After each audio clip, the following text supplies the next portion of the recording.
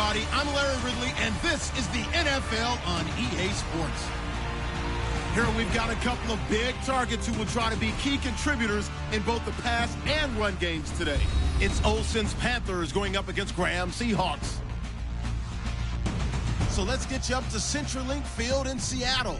On the call, here are Brandon Guyton and Charles Davis. Larry, EA Sports coverage of the NFL brings us to the Evergreen State and CenturyLink Field in Seattle, Washington. Straight ahead, it's a rematch from last year's NFC Divisional Round matchup between the Carolina Panthers and the Seattle Seahawks. Hello again, everybody. I'm Brandon Guyton here in the booth with, as always, Charles Davis.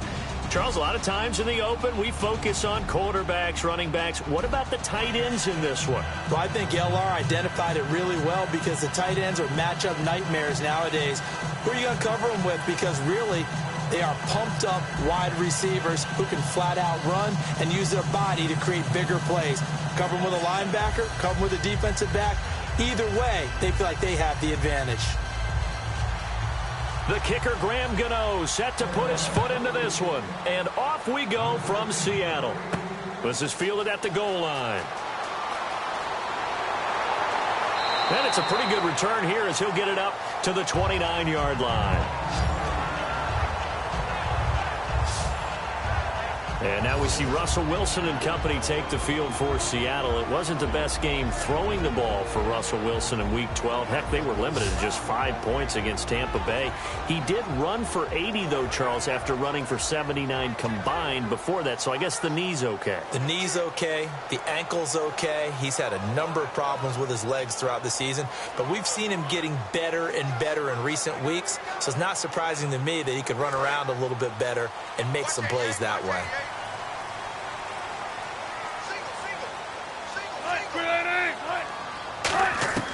They'll throw on first down with Wilson. And his first pass is incomplete.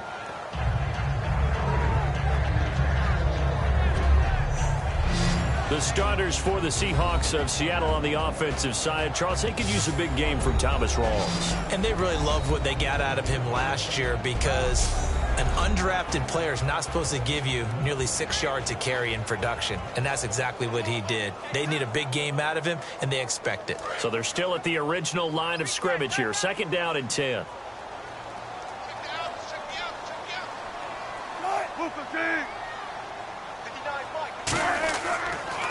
Here's Thomas Rawls with his first carry. And he'll slip his way up across the 30 to the 32. Call it about a gain of 3, and they'll be looking at a 3rd and 7 coming up.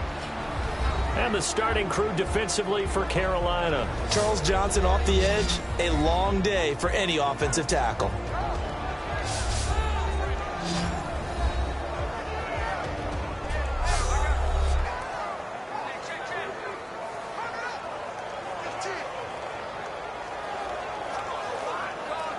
A tough spot here on their opening drive. This is 3rd and 7.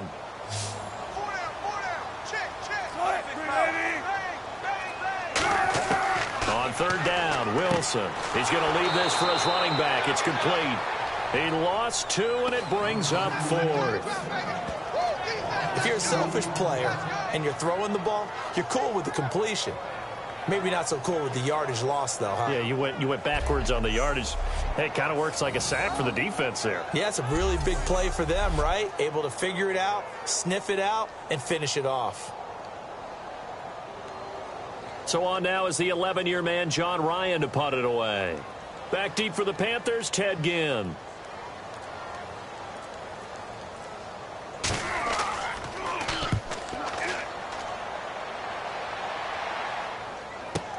Now it's Ginn. Nice job bringing that one back. 14 on the return. And the Panthers will get it here as they take possession.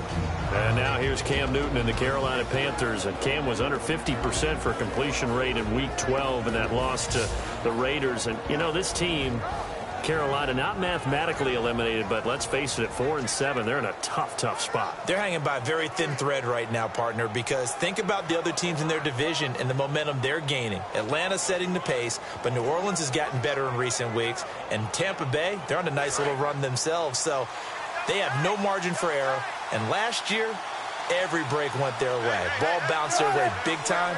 This year, it's turned into a lot of close losses. Now a first carry for Jonathan Stewart. And not a whole lot doing there as he'll get it up to about the 28-yard line. Well, it was a season-high 96 yards for Stewart in Week 12. Threw in 2 touchdowns as well, so a nice game for him. Remember when they missed him in the middle part of the season when he was injured? It may not be translating into winning games, but that's their winning style of football. It's Jonathan Stewart running the heck out of it, allowing Cam to throw it off a play action and get it out wide to guys like Ted Ginn and Kelvin Benjamin.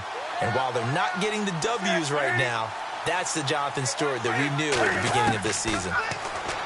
To throw is Newton. And Olsen over the middle. 8 yards on the completion, but now they face third down. Well, clearly one of his advantages as a passer is his height, sit back in the pocket, fired over the middle. That makes things tougher defensively, doesn't it? It really does, because your goal is to move the quarterback off his initial spot when he gets his drop back completed. But when you have that type of height, he can stay in there if he's willing to take the hits and just fire over the top, which saves him time and actually completes a play a little bit quicker than it normally does, where a quarterback has to slide and find open space to throw. That'll make it fourth down after a loss of 1. And partner, in a lot of short yardage situations, you'll see the linebackers step up into the gaps, what we call mugging the line of scrimmage, to make sure they take away all spaces, all creases.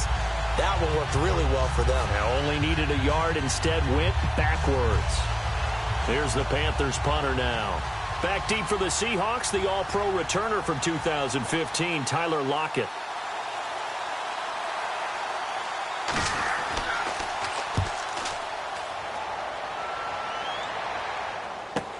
Now it's Lockett. A good return there. Call it 13 yards. And the offense will take over with a new set of downs.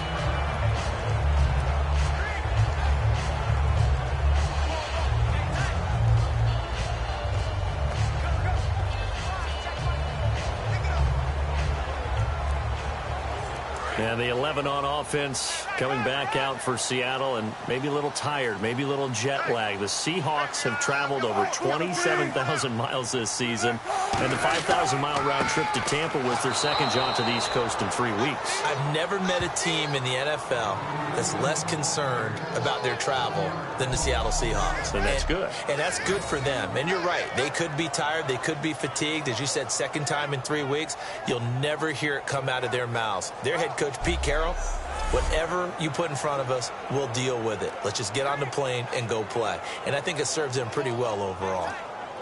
And the offense behind the chains here, a touch on 2nd and 11.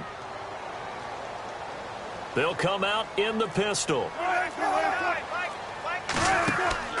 They stay on the ground. Rolls again. And he stopped immediately there. And they'll lose a yard that time, and that's going to lead to a third down. Back-to-back runs that were stacked up. Offensively, now you've got to think to yourself, do we change blocking assignments? Do we change formations? Do we change looks in order to try and get the running game going?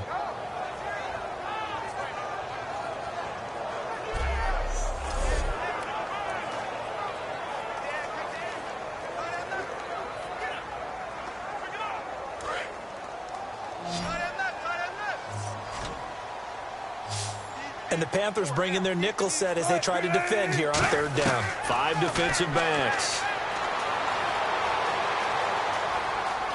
And he's got some space here. And he's going to have the first down at about the 38. A solid gain of 15 yards, and the sticks move.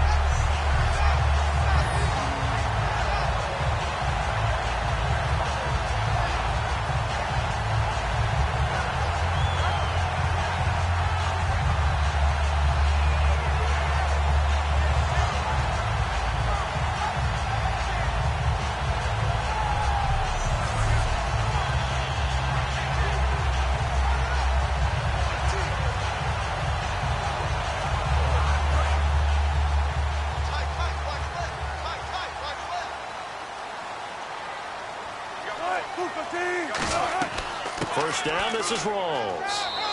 A gain of 3, second down.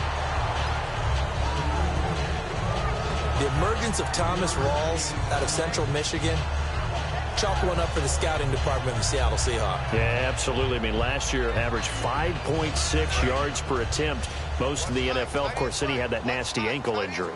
Well, he's back healthy and looking like the Thomas Rawls we saw in 2015.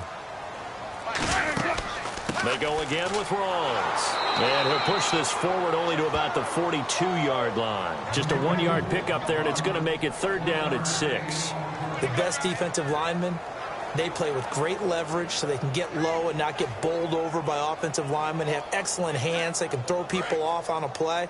We just saw a great example of a really good run stop by a guy playing the defensive tackle position.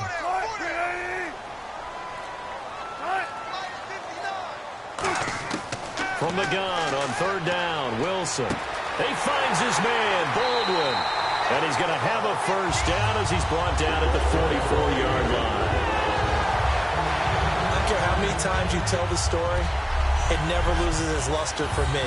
Doug Baldwin, undrafted out of Stanford, and plays like a #1 receiver should in the NFL. I don't care how you cover him. I don't care that his size isn't great.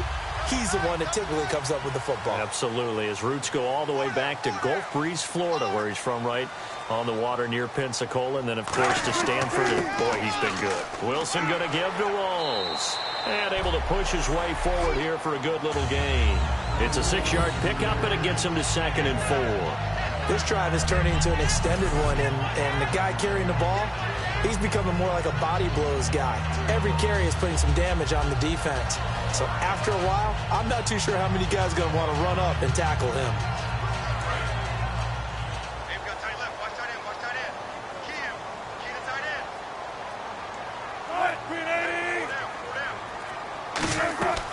On 2nd down, Rawls. And he's going to get it down to the 33-yard line here. Just 4 yards on the pickup, but that's good enough to extend the drive. So many teams want to throw the ball in this situation nowadays, but I love watching a team that has enough confidence to go ahead and run the football. In that situation, that's almost a tendency breaker. And the 8th play on this drive coming up.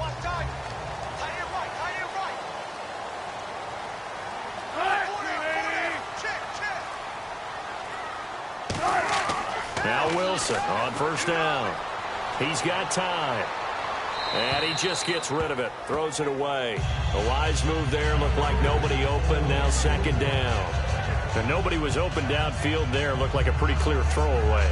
Yeah, definitely was that. I'm wondering why there wasn't intentional grounding. I know they're saying there's a receiver there in the area. Those darn quarterbacks, they get away with everything. Spoken like a true defensive back, Mr. Davis. Did that come out? It did. Okay. 2nd and 10 now. Wilson finding time. It's caught. Block it. It'll be a gain of 16 for number 16. Some think the teams really won't throw a slant route unless you have a receiver that has a lot of stature to him. But sometimes the little guys, they get lost in there. People can't really locate them, and they run that quick cut on the slant, and oftentimes they can turn it into big plays. And this seemingly endless drive continues.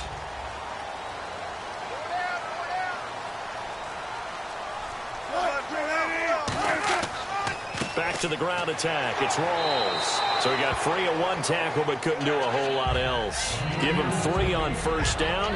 It'll set up a 2nd and 7. You know that old expression, it's not my night? It hasn't been his so far. I don't know if the legs are a little bit heavy. Sometimes having to hang out all day and play doesn't exactly play to your advantage, but it's been a tough go for him. And every time he looks up, somebody's there defensively. That was the same case on that play. They'll run it now out of the gun. And he'll get about 3 just outside the 10, stopped at the 11. Credit the tackle to Kurt Coleman. It's been a struggle this entire game trying to move the ball on the ground. But every now and then you find a little chink in the armor, and that type of run right there lets them know that they can't stop every single run for almost no gain. They brought in an extra defensive back here, so probably not expecting a run on 3rd and 3. A good call. And this is going to be incomplete. He was looking for Thomas Rawls there, and that'll bring up a 4th down.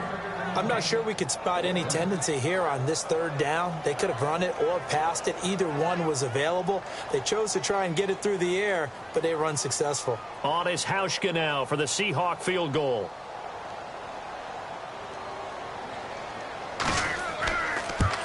And Hauschka's kick is good. And the Seahawks grab a 3-0 lead. So they get the field goal, but part of that was a 14-play drive to get the 3.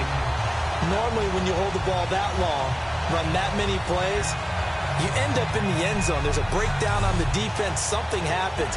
In this case, that didn't. But really good ball control by the offense. They're hoping that they can wear them down if they keep having drives like that.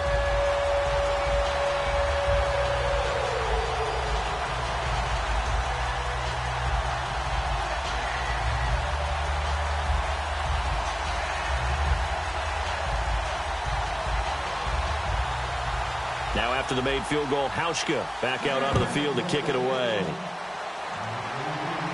Fozzie Whitaker now on the return. And not a bad return here. He gets it out to the 25-yard line.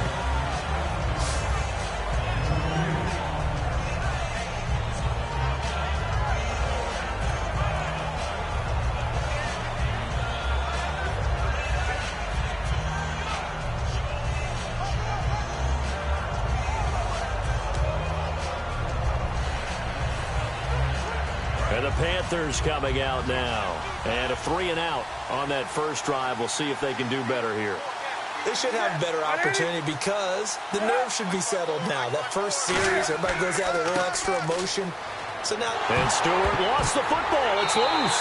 And his guys will take over at the 25-yard line. So the defense there, opportunistic. It's nice to give them credit, isn't it? Because so many times it's more a matter of what the offensive guy didn't do. Didn't secure the ball, didn't cover up. In this case, let's just give credit to where it belongs. Knocked it free, made a big play.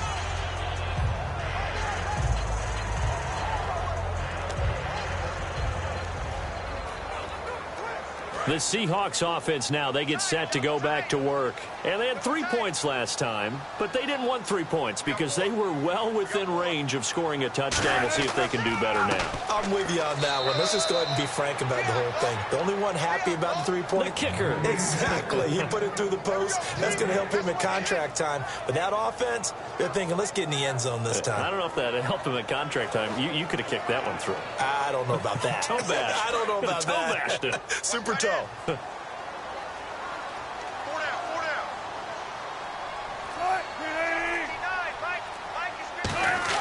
On second down, here's Wilson. Out to the flat. That's complete to his running back. Just a 1-yard pickup on the play, and that's going to lead to a third down. I'm going to show my age here a little bit. We used to talk about running backs catching the ball as safety valves. Nowadays, they're a big part of the passing offense. Quit acting like you're so old. You're only 65. So they've been unable to capitalize on the great field position as of yet. Here's 3rd and 9. From the gun, it's Wilson. And he finds Jimmy Graham. And he is in for the Seattle touchdown. Jimmy Graham, 23 yards for the touchdown. And the Seahawks find a way to stretch their lead. The tight end can kind of be that diamond in the rough secret weapon that you have, and right there they show you why. And it's becoming less of a secret, isn't it, partner? Every game that we do nowadays, the tight end is a featured receiver, not just a blocker, as in the days of old. Stephen Hauschka for the point after. It's up and good, and that'll increase their lead to 10-zip. The drive there only spanning 3 plays, and it's capped off by a 13-yard touchdown run.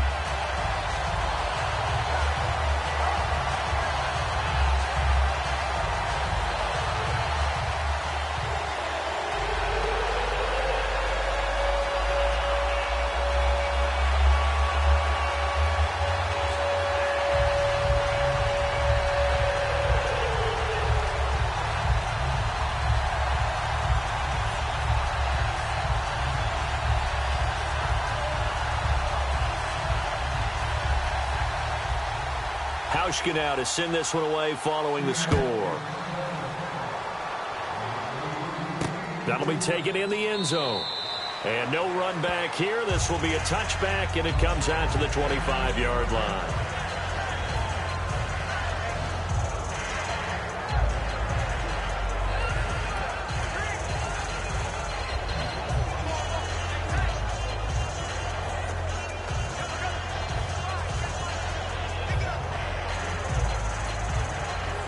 Carolina getting set to take the field.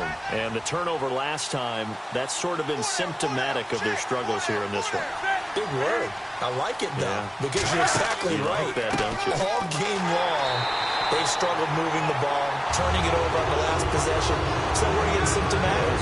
Yeah, I like that. Your analysis symptomatic of the success of this broadcast. What I like is that you gave me the word, and I just kept using it. And a look at the offense that is hoping to put some points up in bunches here in this one.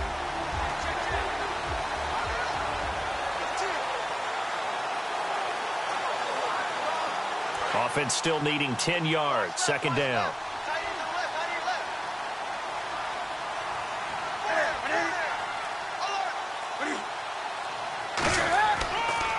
Draw play. Newton to Stewart. And he'll work his way across the 30 to the 32.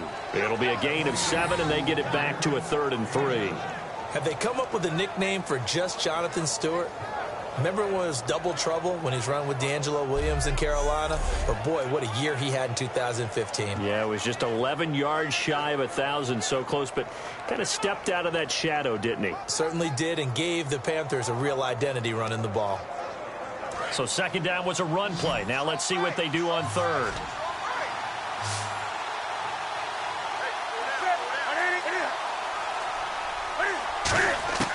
Newton on third down.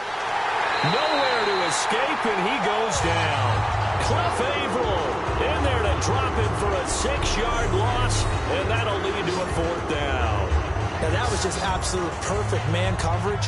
Nowhere for them to go with the football. Led to a sack, and that's really difficult to do in today's NFL with all these gazelles running around that you're trying to cover in the secondary.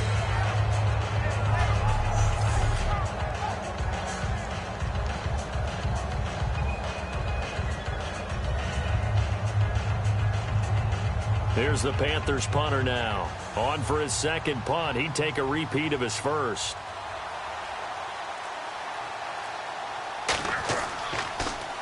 He gets this one away, and boy, it's another boomer. Returnable for Lockett, and he'll be out of bounds at the 25-yard line. A well-hit ball there. 50 yards on the punt, 3 on the return, and it'll be Seahawk football, 1st and 10.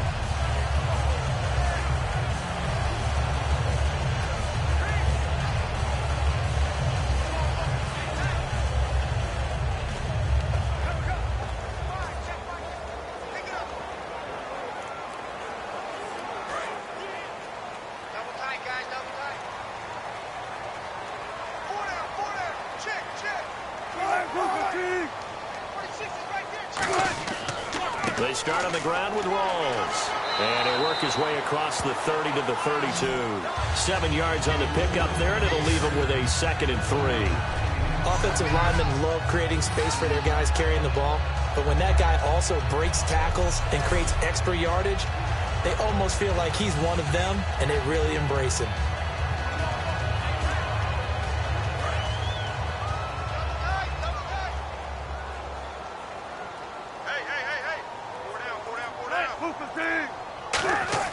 A fake to Rawls. Now it's Wilson. And to the left side here, Wilson.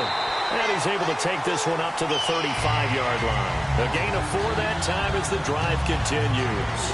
And that catch there by Luke Wilson goes for a 1st down, and he's really developed and come on. Now, remember, Jimmy Graham, who was expected to be the key tight end for Russell Wilson, he was hurt most of 2015. Luke Wilson really jumped his game up. And the offense lining up 1st and 10.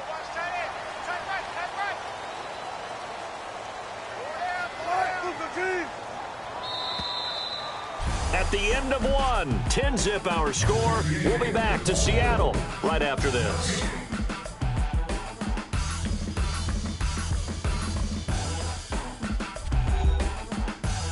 The NFL Sports is brought to you by Head & Shoulders. Shoulders were made for greatness, not dandruff. Alongside my broadcast partner, Charles Davis, Brandon Gaudin hits the Seahawks with a football to begin quarter number 2, and they've got it here with a first down.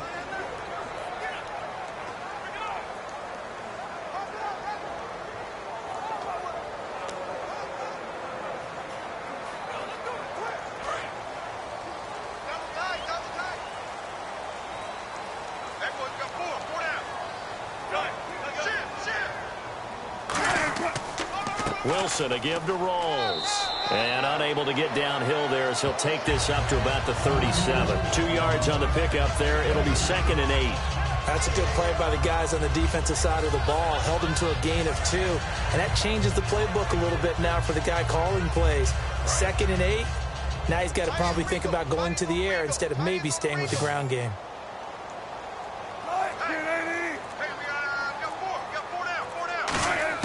Now Wilson on 2nd down. Drops it underneath for Rawls. And he'll go down right around the 47 this time. Give him 10 yards on that one, and that'll earn him a fresh set of downs. So many times you hear today's NFL described as a space game. Get your best players into space with the football in their hands. That's why sometimes you swing it out to your runner, get him out in the flat, and let him have a chance to make people miss an open field. Rawls, the lone man in the backfield. They go play action here on first down. Going for the deep ball. It's caught inside the 25. They'll get 32 yards there. And that'll be good for a Seattle first down. When the big guy rumbles down the center of the field and he gains leverage on a guy trying to cover him, it is really, really tough for the defender to get through him to make a play on the football. That's why guys love to throw that route down the middle, throw it deep, and let the big guy go get it.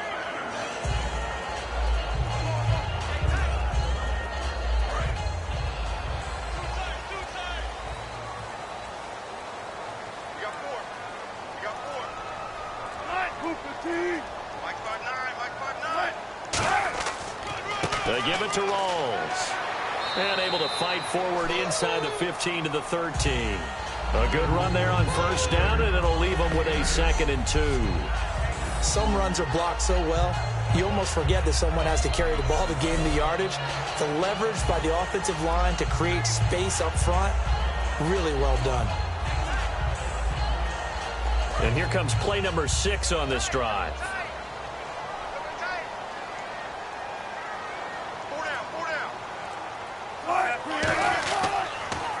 A 2nd down carry for Procise. Only a yard on the pickup, so a good situation on 2nd and 2. It's now 3rd and 1. Partner, we know today's NFL is really built around the guy throwing the football. But these short runs, they still pay dividends because they can take their toll on a defense, and they can add up as the game goes along. You control the clock, you control the ball, and that way you often control the game. This will be play number 7 on the drive. 3rd and a yard. They come out here in the I. 3rd and short, it's Procise. Call it no gain that time, and they're going to be left looking up at a 4th and 1. On every snap, a defense is trying to establish who they are, but on 3rd and short, that's really when you put it out there and tell people who you are, and that's exactly what they did. For the offense, they're looking at their offensive line and saying, guys, where are you? We need you on those plays. And for the 2nd time tonight, this field goal unit comes out here.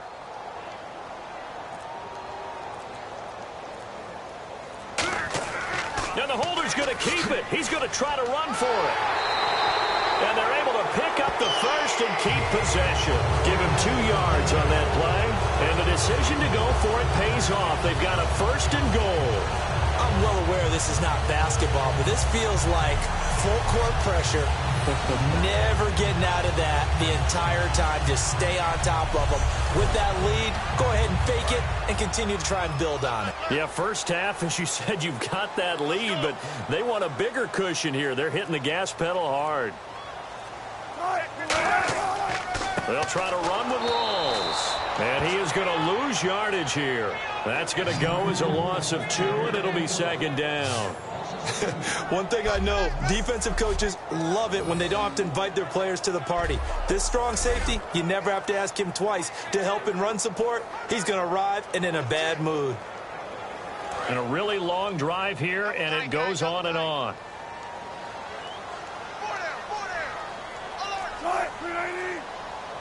Second and goal as the offense looks to try to punch it in. And he's going to be met at the line of scrimmage and taken down. Calling no gain that time, and now it's third and goal. So stuff for no gain on second down brings up a pretty interesting third from this distance. I'm throwing the ball, and I'm not even thinking about play pass. I'm going to let them know right away I'm throwing it, but I'm probably giving my quarterback some room, sprint him out to one side or the other, and give him an opportunity that if it breaks down, he can take off and run for it. That is caught at the 7-yard line. They get 7 there, but it brings up fourth. Receivers love having the reputation of being go-to guys on third down, and he was fighting like he really wanted to have that reputation, didn't he? I mean, he came very close to making that a first down. Broke the one tackle, but couldn't spring himself free.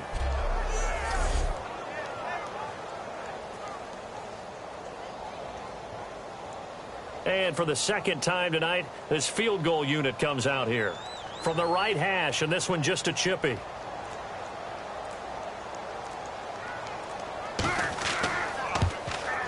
And Hauschka's kick is good. And that'll push the lead up to 13-0. So they get 3. They were hoping for 6. An unlucky number 13 play drive. Well, you go to the sideline after putting 3 points on the board, happy, but you wanted to be ecstatic. You wanted to have 6 on the board. On the opposite sideline, though, the defense, I think they're high-fiving each other, only giving up 3 after letting them run that much offense.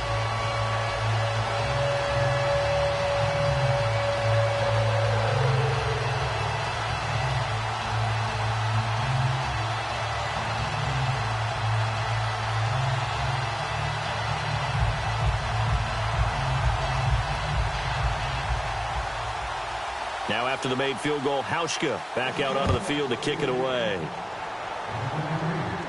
This is fielded at the goal line. And he'll bring it a few past the 20 to the 23-yard line. And onto the field, here come the Panthers. And last drive, 3 and out. Still a goose egg on the scoreboard. How do they break that goose egg? They've got to find a way to get the ball in the hands of their playmakers, get them some space, and try and make a first down and get some momentum going. It's been a struggle for them throughout the game, and that 3 and out on the last possession, that told you just how stalled they are on offense. So who will step up here? We'll see.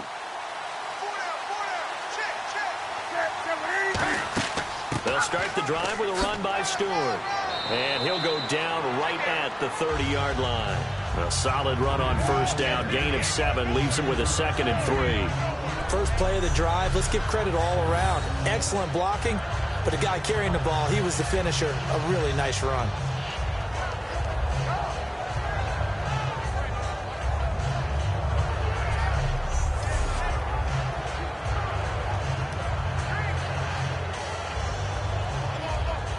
And after the play on the ground, that brings up 2nd down here.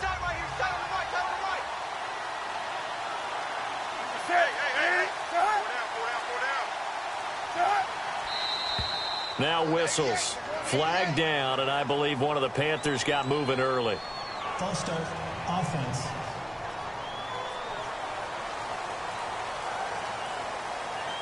Still 2nd down.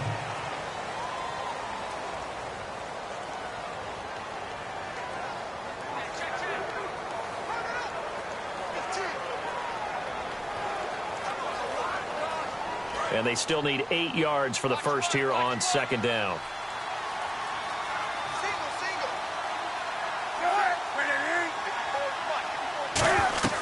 To throw on 2nd down is Newton. It's brought in right side by Ginn.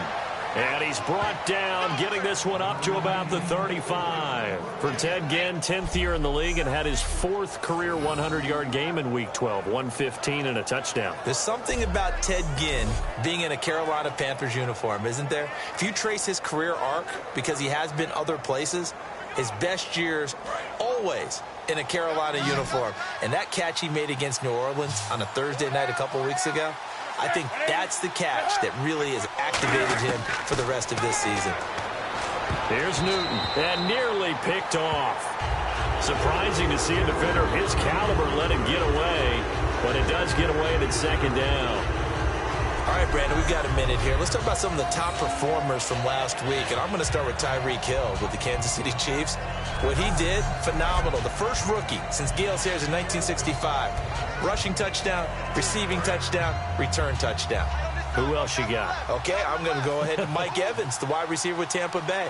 Over 1,000 yards again in a season. He's done it every year he's been in the league. His first 3 seasons, he's joining some really nice company. And last but not least, don't leave out the defenders. How about the sack duel we had? Von Miller of the Broncos, Justin Houston of Kansas City, 3 sacks each in their great game.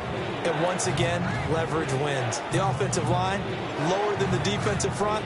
They moved them and found some good space for the guy carrying the ball. 3rd and 4.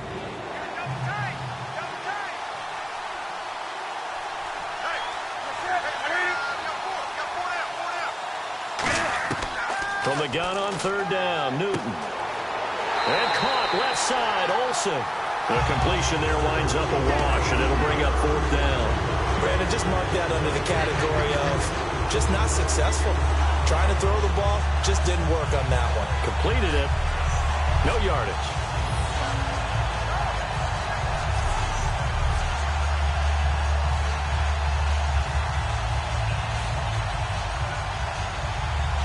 Here's the Panthers punter now, as he'll come on to kick this one away.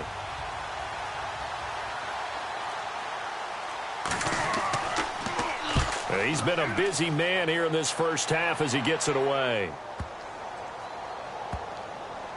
Oh, and what a play on special teams here. This is going to be down inside the 5, all the way down at the 2-yard line.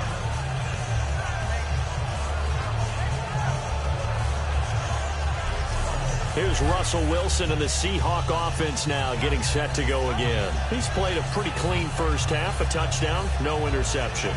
Frankly, that's what they expect out of him. They want to see the ball thrown and thrown well, and he's able to do that and put it in the end zone. They'd love to see more of that before this game finishes. But right now, he's got his team in a good spot. A good spot, maybe looking for touchdown pass number 2 here in the second quarter. Very tough spot here for the offense to start. They come out here in the eye. The drive begins with a run by Rawls. And he'll get this up past the 5 to the 7-yard line. Call it a gain of 4 on first, and that'll make it second down. And while they hope to continue this drive, it's really already mission accomplished. They've given enough space now that they have to punt the ball. They've done so with that first run.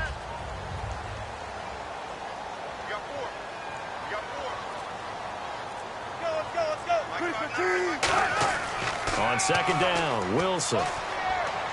Oh, nearly picked. And maybe lucky there. This guy doesn't drop many defensively. 3rd down. Oh, man, that was close. The opportunity to change momentum, big play, right in his hands, unable to come down with it. A sigh of relief, no doubt, on offense that fell harmlessly to the ground. Incomplete pass on second down. Let's see what the offense draws up here on 3rd. On 3rd down, Wilson. Able to locate Wilson. And he's able to get this one all the way past the 30. They give him 27 yards on the 3rd down conversion. And a good quarterback facing zone coverage. If he has just a little bit of time to survey the scene, that's what's going to happen. No doubt about it. If there's no pressure, he's going to continue to pick them apart because he'll have all that time to find someone open downfield. You can only cover for so long. So maybe they want to go to a zone blitz scheme, get a little bit more pressure. Remember when Carolina did that against Denver? They lost the game ultimately. They dropped the defensive end out, and he ended up with an interception in that game in Super Bowl 50. Maybe some sort of scheme like that to try and get more pressure at the passer.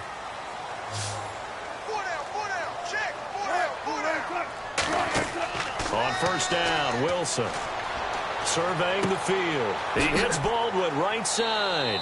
That throw good for 4. It's second down.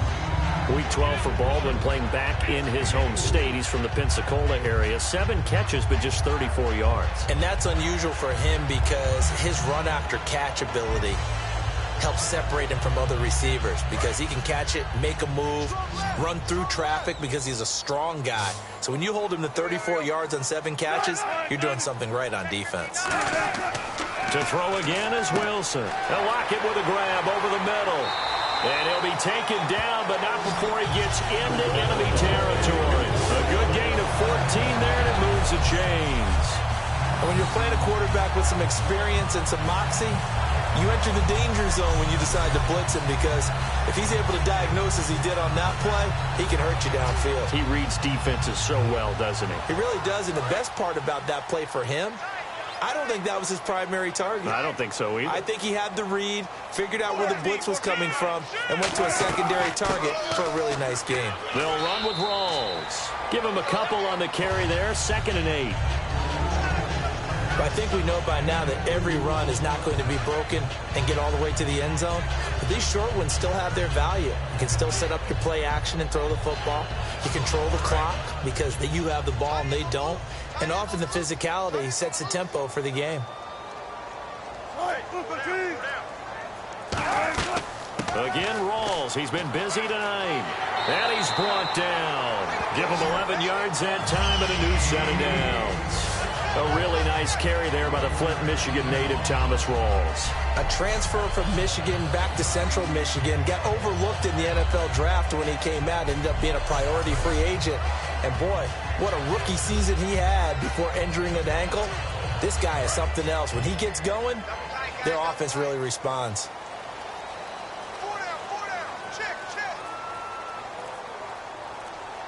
They come up in an offset eye. A handoff right to Rawls. And he is met at the line of scrimmage, and he goes down right there. 1:58 to go in this first half of play.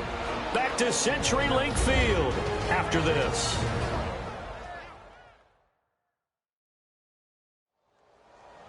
Coming up at halftime in a little less than 2 minutes, we'll send you to Orlando where Larry Ridley is standing by. He'll have highlights and analysis of this first half. And the 8th play on this drive coming up.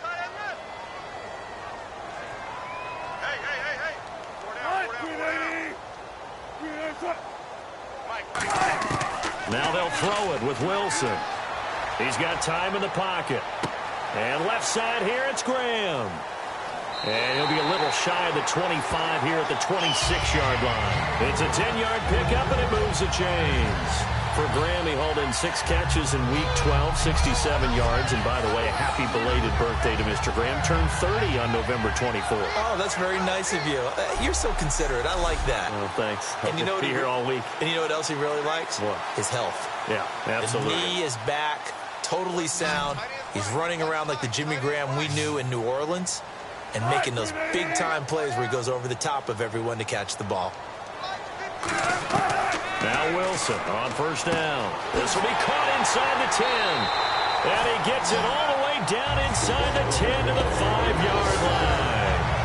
Never make the mistake that the slot receivers, especially the little guys like we're watching here, are just quicker than fast. A lot of them combine quickness and speed, and they catch a lot of footballs, as we just saw there.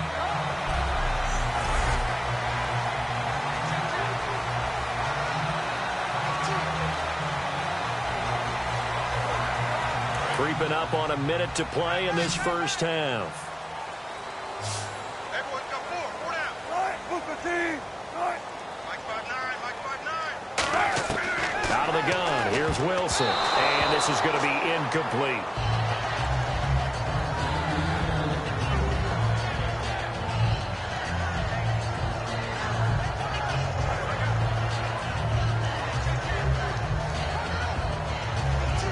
Long drive. The defense just cannot seem to catch a break and get off the field.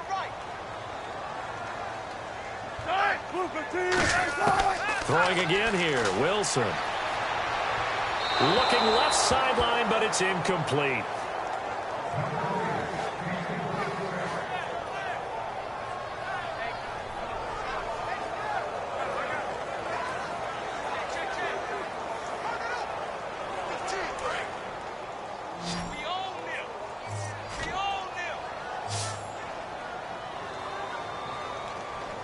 An extra defensive back on the field here for 3rd and goal.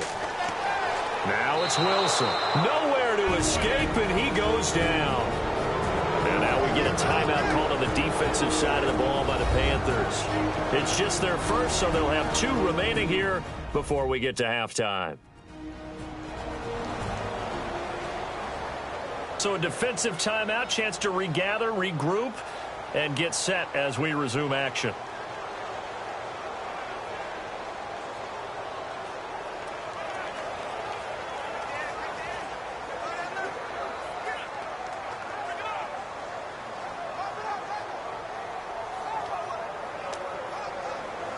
On is Hauschka now for the Seahawk field goal.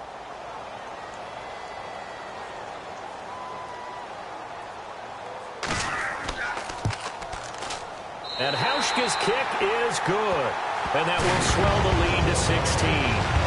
So they started that drive from the shadows of their own end zone all the way back at the 2, and they're able to get 3 out of it. And, you know, shadows tend to scare people, right? Not in this case. This offense was not jumpy at all, handled it very well, put themselves into a position to score.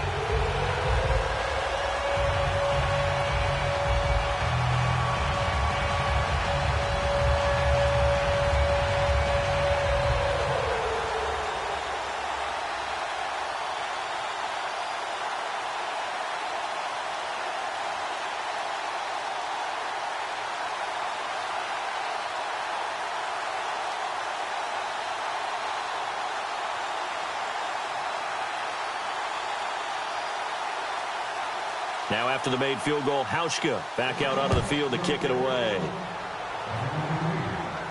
This fielded a few yards into the end zone. And he'll take it back to about the 19-yard line.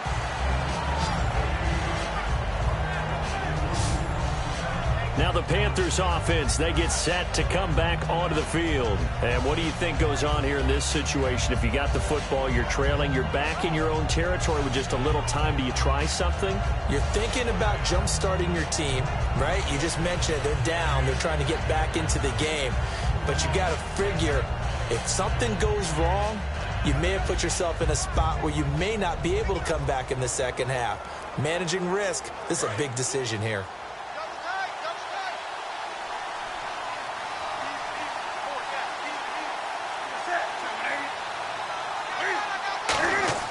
They start on the ground. This is Stewart on first. And he'll be taken down, but not before he gets this football out shy of the 30 to the 29. Now whistles come in. We're going to get a timeout here by the offense. So that means they're down to 1 remaining here as we head toward halftime. And we are back here. I'm Brandon Gaudin alongside Charles Davis. So the offense takes the timeout. And now we're set to get going.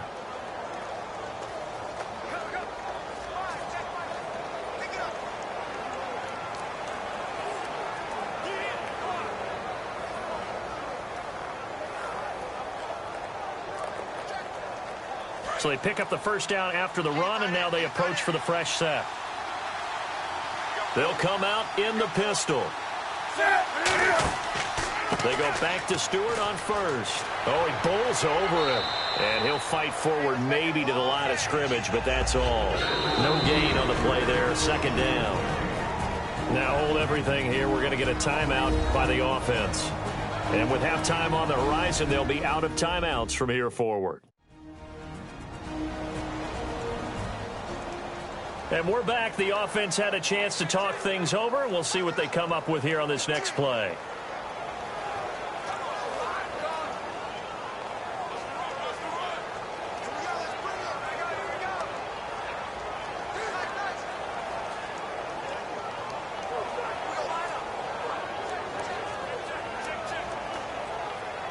So 2nd and 10 here. They come up in an offset eye.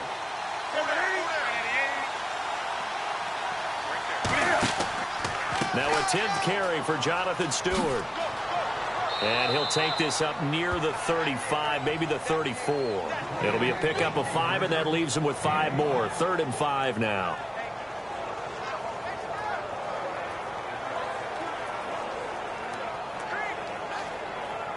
And this defense looks for one more stop here on third after the run.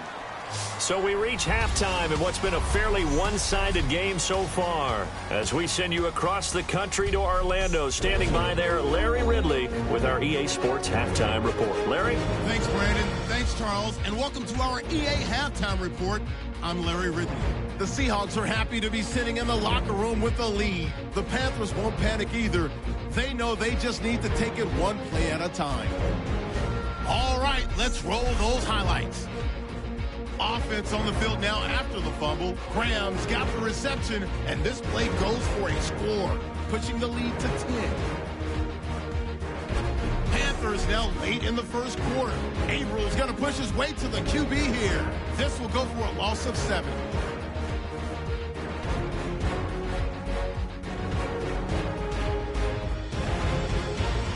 Seahawks lined up at the 5. Latulale's got the sack here. This one ends up as a loss of 6.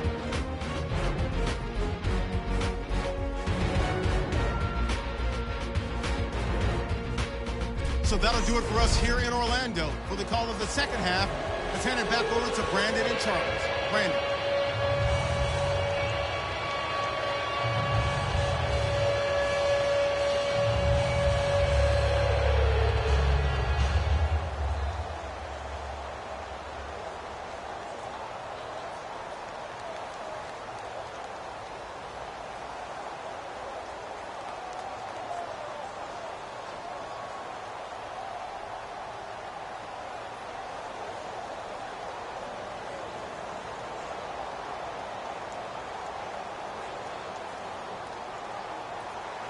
So both teams have their marching orders, and we'll get going again here in quarter number 3.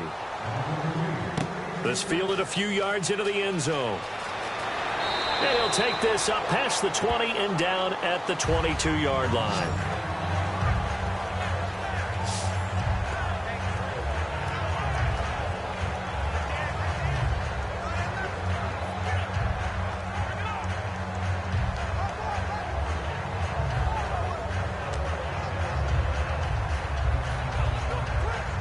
Come the Panthers. They'll have it first on offense in the third quarter. They come out here with a 0 on the scoreboard. What was said in that locker room? That's what I want to know.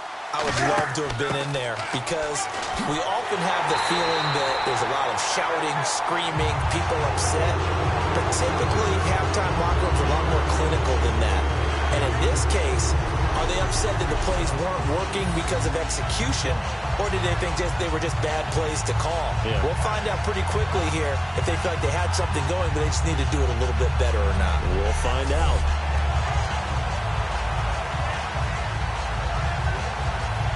A little bit of ground to make up for the offense as they face a 2nd and 11.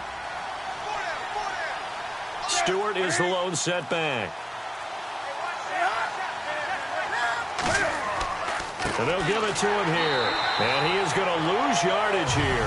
It'll be a loss of a yard, and that's going to lead to a 3rd and 12. And that's another stop for the defense, something we've seen all game long. They've been on fire today. No matter what's called by the offense, they've had an answer for it.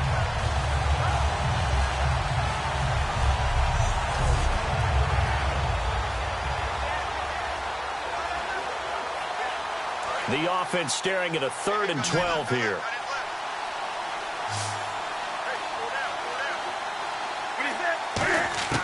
Throwing on 3rd down, Newton. And he finds a man. It's Olsen. And he's able to get the first before he's taken down at the 36.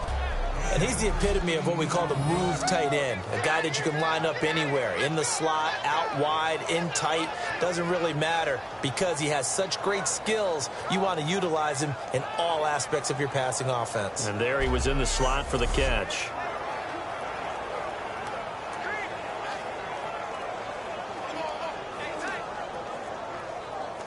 Offense comes to the line now, 1st and 10.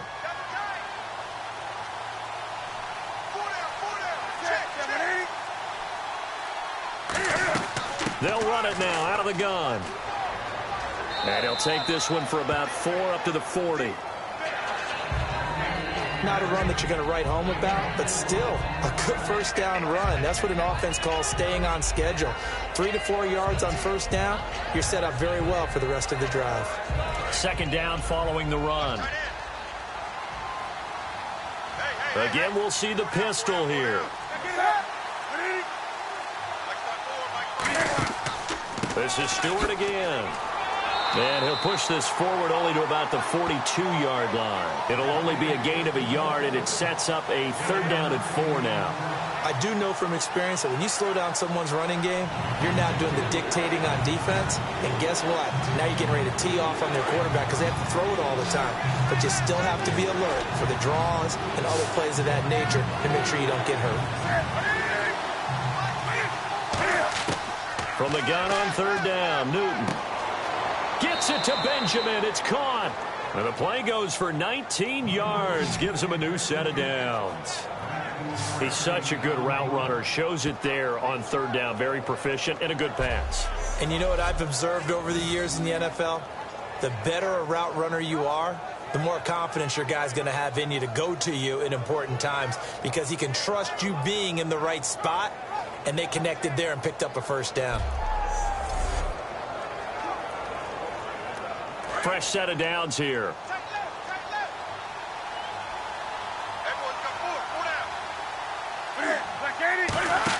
They'll run it now out of the gun. Oh, look at the juke. Credit him with a 1-yard gain there to make it 2nd and 9. Well, so many times we look at a short run and we praise the offense for trying to set the tempo and establish things, but the defensive guys, hey, they just won the battle there. It wasn't a big run given up. They don't always have to absorb the body blows. Sometimes they dish them out themselves. Another pistol look here. The busy night continuing for Stewart. 12 yards there as they move the chains. The more football I watch, the more I want to check and see if teams are going to panic when they're down on the scoreboard.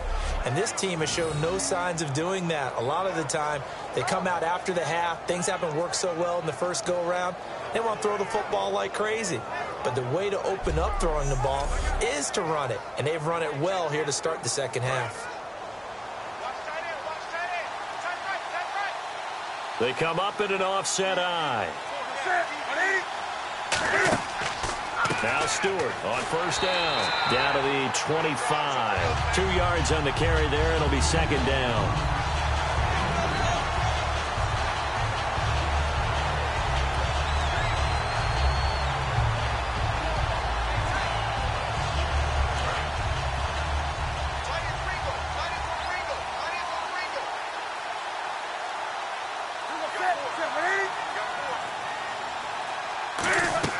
They'll try the air now with Newton. That is caught right at the 10-yard line. And he'll take this into the end zone. Touchdown, Carolina. Greg Olsen, a 24-yard touchdown. And the Panthers are able to cut into this lead. Quarterback loves the receivers, but sometimes his best friend is that tight end. Yeah, it's hard to believe, isn't it? Because we always talk about the guys out wide and how acrobatic they are. But that tight end, great sight lines, easier throws. They become a bigger and bigger weapon as the NFL evolves. And they will line up now for the two-point try.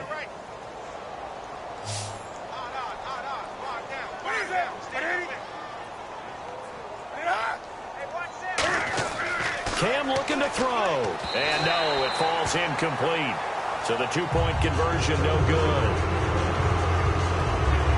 Protection was great. He had time to set up a campsite. But in the secondary, though, they were ready. And I think that in most places on the field, if you have that much time to throw the ball, someone's going to shake free and you'll find an open receiver. But condensed near the goal line on a two-point conversion, all that extra, there's not any extra field. So it kind of closes in on them, and that allows you to cover a little bit better.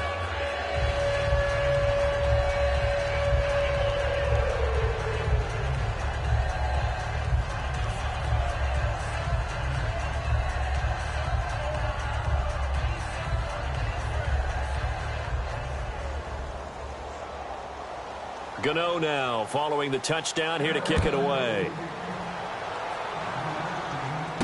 fielded about a yard deep. And the decision to come out is going to cost him 5 yards with a new rule as he's taken down right at the 20-yard line.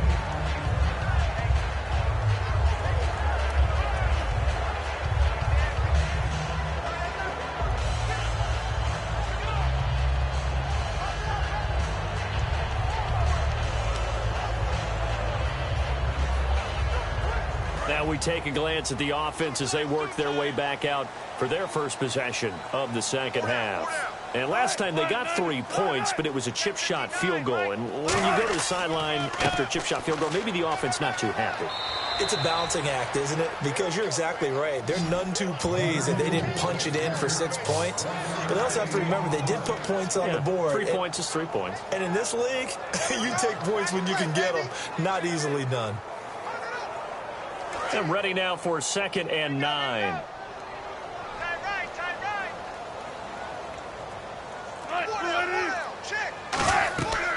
They'll run it now out of the gun. And he'll get about 3 as he takes this up near the 25. When you find that kind of yardage, you couldn't be more confident as a ball carrier. And guess what? You're going to go back and tell your offensive coordinator, I'd like to keep carrying it, thank you.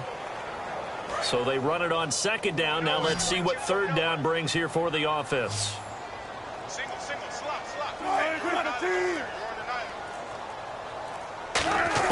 From the gun on 3rd down, Wilson.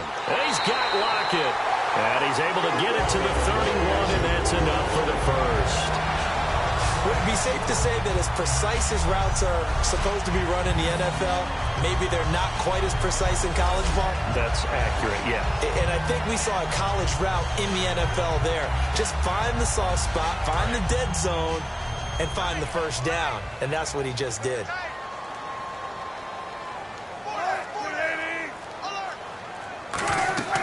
They'll run it now out of the gun. And he'll get this one up to about the 39 here. Just what you want on a first down run. Call it 8 yards. And it's 2nd and 2. And that's the kind of run that gets everyone excited on offense. And, you know, oftentimes the guys who carry the ball are the ones in the huddle doing the chirping. Right now, I think it's the offensive line telling them, run it again. We are right there about to break a big one.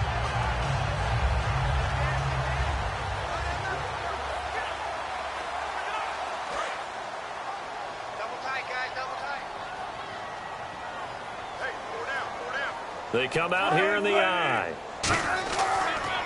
Counter play. Rolls. And he'll get it out a couple yards shy of midfield at the 48. 8 yards on the pickup there, and it moves the sticks. Not too many more ideal situations at 2nd and 2 in order to try and pick up a first down. They ran it and picked it up.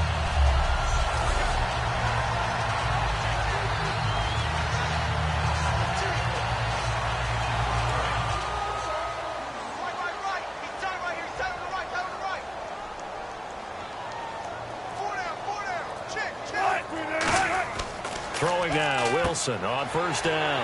Baldwin with it over the middle. A good pickup there. 8 yards on the first down completion. Slant route's effective no matter who's running the route and catching the ball. But when you have a receiver of that stature, you have to be a little bit more precise throwing it. You don't have the same catch radius with the bigger targets. 2nd down now after the pass completion.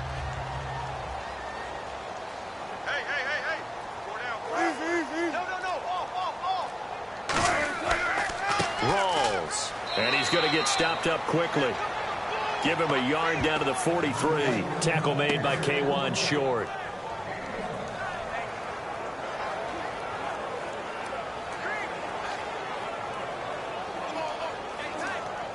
This will be play number 7 on the drive. 3rd and a yard.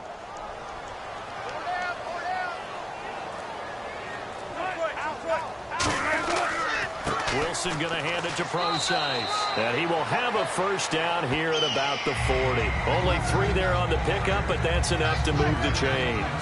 3rd and 1, partner. No need to be fancy there. Just use some force and move forward and pick up the first down.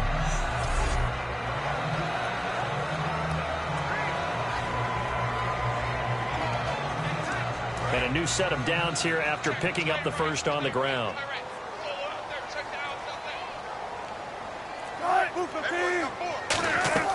Another carry for the rookie Procise. And he's going to fight his way forward here for a modest gain. He'll get a nice chunk there on the first down run, and it's 2nd and 4. And that looked like some pretty easy yardage there right up the gut. And he's a guy that has some height to him. So when you don't have to drop a shoulder or create or get through contact or trash, makes it a lot easier to stay upright, see the field, and make a run as we just saw there. They'll hand to Rawls. And nothing doing. He's immediately taken down at the line of scrimmage. No gain on the play that time, and they'll look to convert on what will be a 3rd and 4. Nice job there defensively to clamp down because really they've been on their heels this drive. Agreed, and they really needed that one for confidence, just to feel a little bit better. But I don't know if I would be daunted by them stopping me on one run. This drive has gone pretty well. I could come right back at them. From the shotgun, Wilson. He finds his man, Baldwin. They give him 7 yards on the play, and they do pick up the conversion on 3rd down. I don't care how many times we say it. I still get a kick out of watching quarterbacks and receivers do the pass tree in pregame warm-up. But I always remember that when we go to practices, we see that after practices as well. They really tune it up, don't they? They tune it up. They know why they do it for these situations. 1st down. And they build that trust, and that's why they're able to find him in this type of a situation. They'll run it now out of the gun. And nowhere to run on the interior of that defensive line. He'll get back only to the line of scrimmage. That's going to go as a loss of a yard, and it'll be 2nd down. Brandon, that play ended so fast, it's almost as if the quarterback handed it to the runner, and the tackler was there right away for a loss of yardage.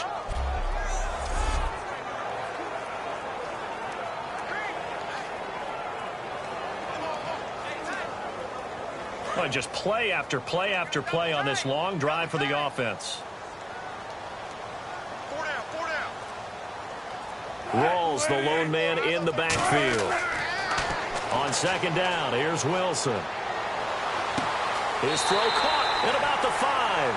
A good pickup there at 22. He's been a busy man here in this one, and they're showing off some nice footwork to stay in bounds. And with those types of catches and the volume that we've seen in this game, wouldn't you keep him busy as well? I would. Of course. You got to keep throwing it to him. He keeps making plays.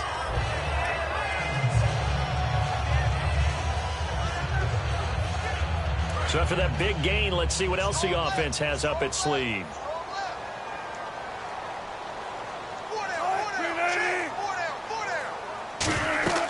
They'll run it now out of the gun. And he's across the chalk into the end zone. Touchdown, Seahawks. Thomas Rawls taking it in from 4 yards out. And the Seahawks add on to their lead. And there you go. Nothing really too complex. Block, keep to your assignments. Let them run it in. They did it. Fundamental football. Good blocking. Beats good tackling on that play. End result, touchdown. Here's Hauschka for the extra point. And that'll make this a 3-score game as the lead moves to 17. That one was an extended drive. 14 plays all told. And it's Thomas Rawls who finishes it off with a touchdown run.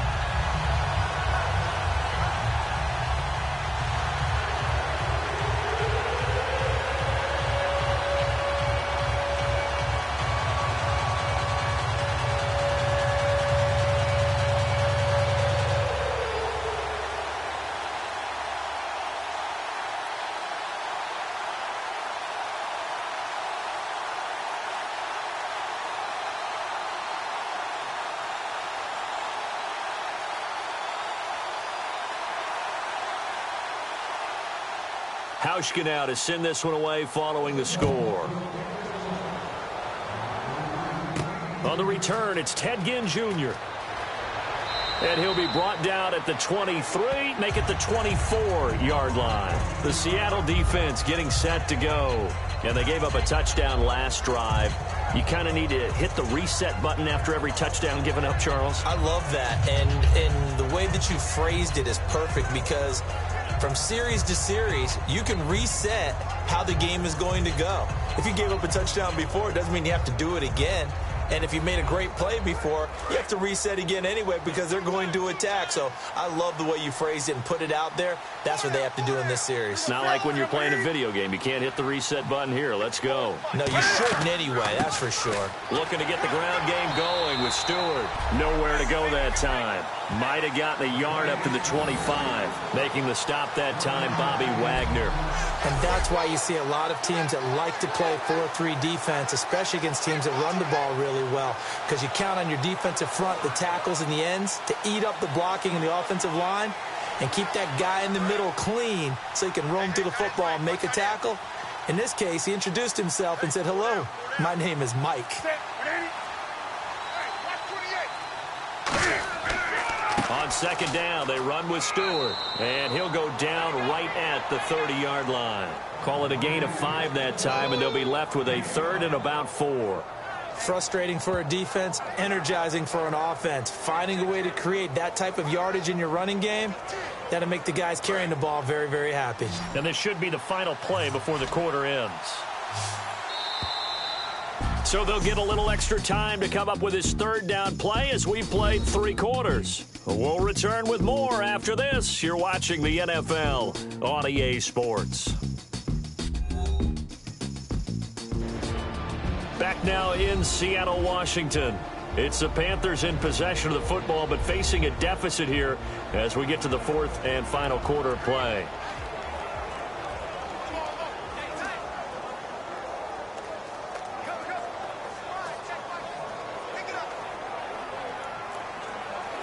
So the offense needing 4 yards. It's 3rd down.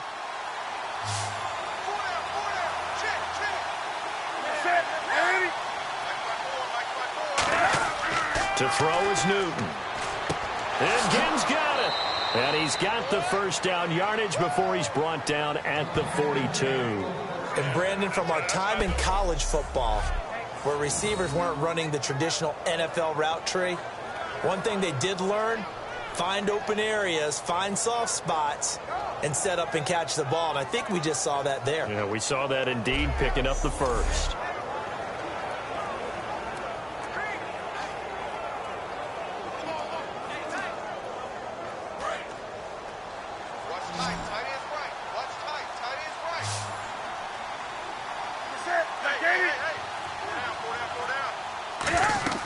On 1st down, Newton. They'll set up the screen for Stewart. And he takes this one down all the way near the 30. 26 yards on the pickup there. And the Panthers are going to get a 1st down. That was a beautifully executed screen pass. Let the rushers get upfield. The blocking forms in front. Lofted it to the runner. And now, not only does he have open space in front of him, he's got an escort as well, and they pick up big yardage.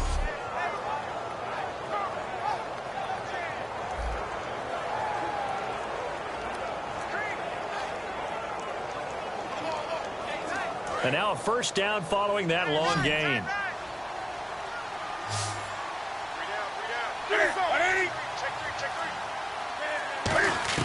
Newton on 1st down. Throwing middle, but it's incomplete. The intended target that time was Jonathan Stewart. And now it's 2nd down.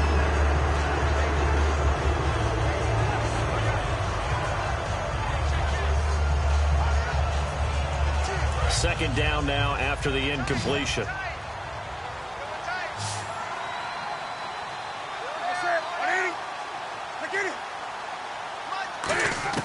On 2nd and 10, Newton. He's got time. Caught on the left side by Ginn. And he's taken down, but not before reaching the 10-yard line. Quarterbacks love slant routes because the receivers are breaking right into their line of vision, and receivers love them as well because they're getting the ball on the move and able to catch it and try and get upfield and gain additional yardage.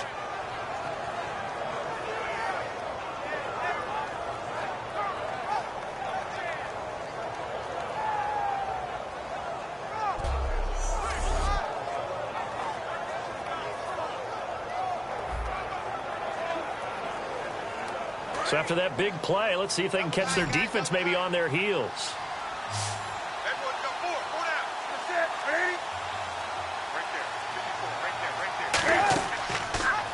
Here's the option going right. So a good spin move, but not a whole lot to show after as he's taken down. It'll be a gain of 5 there as they move closer. It's 2nd and goal. Partner, I know we're in the era of the mobile quarterback, but there's still an element of surprise when that position keeps the football, and what a nice gain on that play. Stewart is the lone setback. He's going to get the football.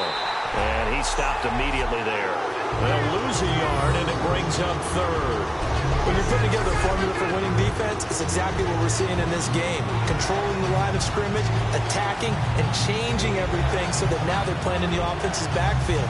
They're playing an excellent game. They got to have 6 here. It's 3rd and goal.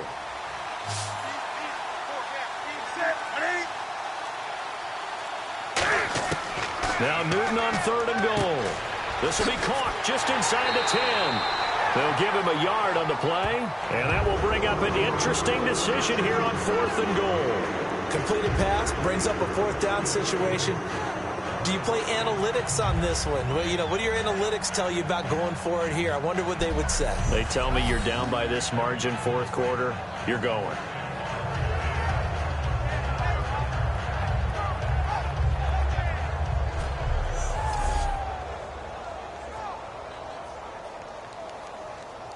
So now off goes Newton, and on comes the kicker, Graham Gano. From the right hash here, should be an easy one.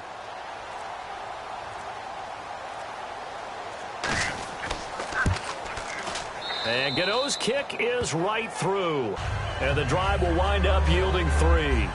All right, so it's getting late in this one. Now, you could argue that they needed to get back within 2 scores, and they did indeed do that, but they still face a pretty uphill battle. Yeah, even with the field goal here, it's going to take 2 fourth-quarter touchdowns now to get back in it. And that's going to be a tall order against this defense.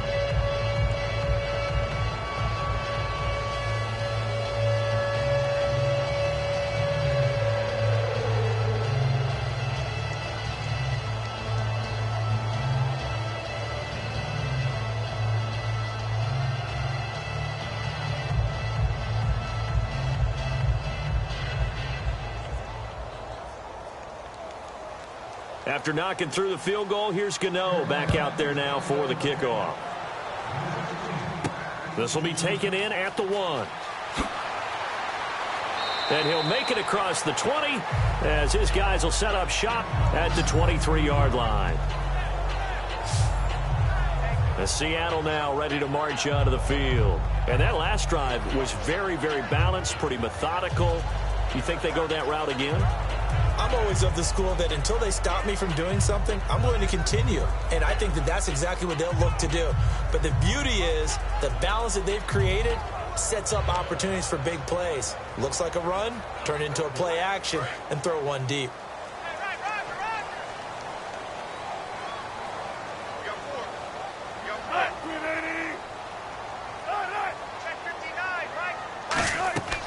They'll run it now out of the gun.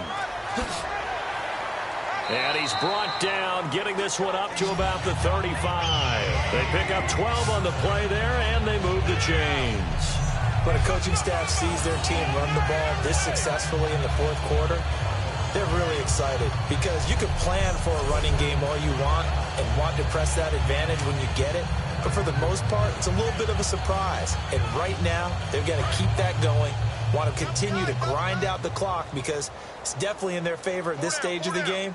Can they close the game out and continue to do exactly what we just saw there, and that's run the football? Back to the ground on first. Again, it's Rawls. 2 yards on the pickup there. It'll be 2nd and 8. And in this situation with a lead 4th quarter, they're liking keeping the ball on the ground, I'm sure. That's just smart football, but you know the defense has to know it as well. They've got to stop them here. So now we're going to see that loading the box in a big way. 6, 7, 8, 9, whatever it's going to take, puts a little bit more pressure on your big offensive line. See if they stay on the ground for 2nd down.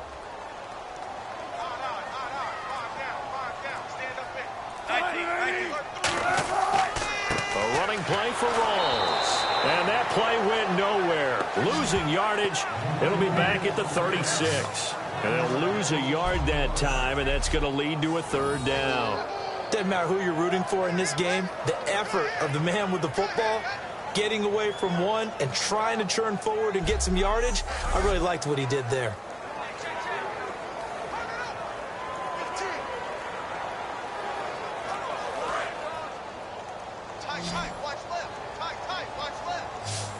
And defensively, it's a nickel formation here on 3rd down and 9.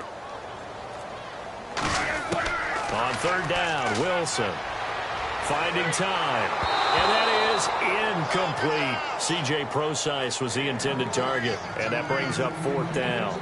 It's a tried and true formula, and I don't think it'll change for as long as we play football.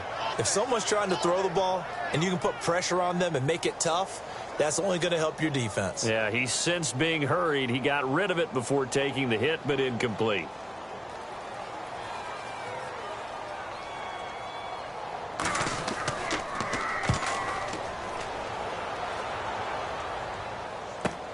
Here's Ginn.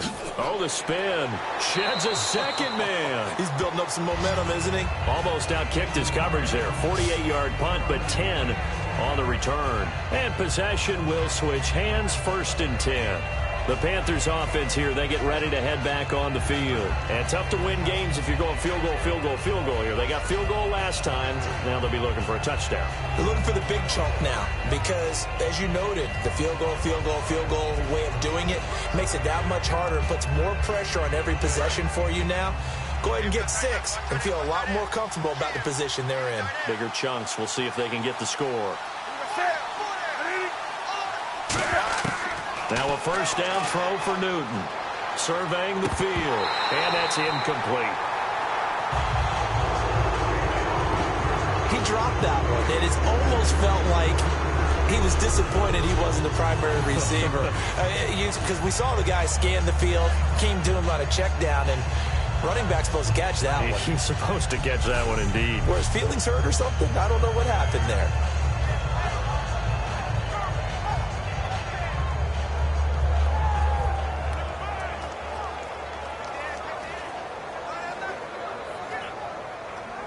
Second down here after the incomplete pass. Stewart is the lone setback. Back to the air, Newton on 2nd down. And his throw is incomplete. The intended receiver was Corey Brown. And that takes us from 2nd to 3rd down.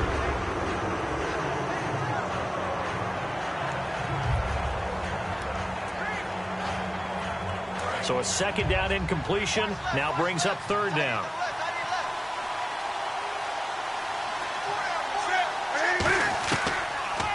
And the inaugural carry here for Fonzie Whitaker. Only a yard on the pickup there, and it's going to leave him with a 4th down.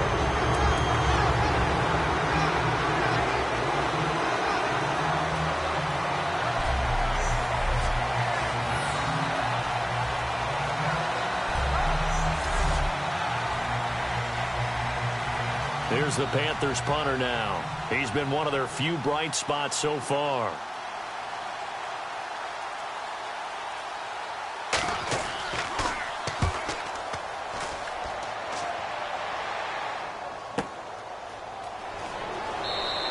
We'll call that a punt of 54 yards. Well struck. And out will come the offense as they take over. As Seattle now ready to march onto the field. They're out in front. Last time they had to punt it away. We'll see if they can add to their lead now. They don't want to go out and punt it away again. This team now wants to get a cushion, put people away. They want to run their offense and have it end up in the end zone.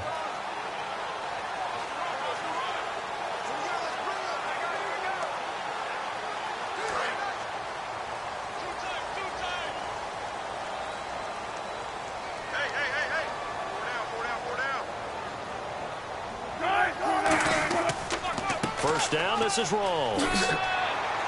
And he'll go down right at the 30-yard line. Give him 9 on the carry that time, and they're set up with a 2nd and 1. I know you're trying to wring every yard out of a run, but I think 9 yards there is ideal in this situation.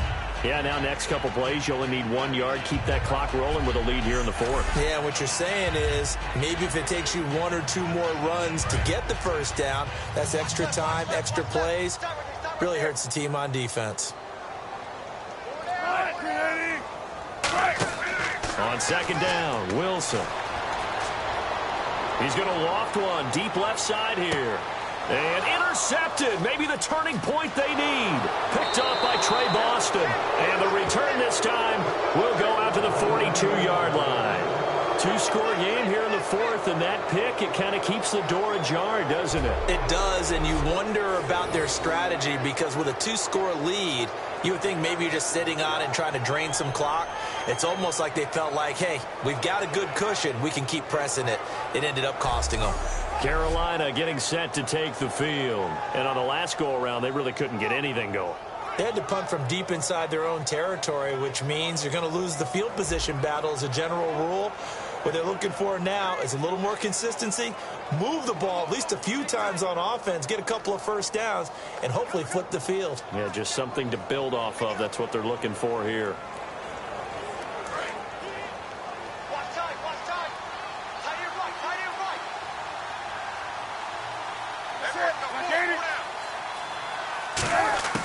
Now following the interception, here's Newton. Throwing over the middle, and it's incomplete.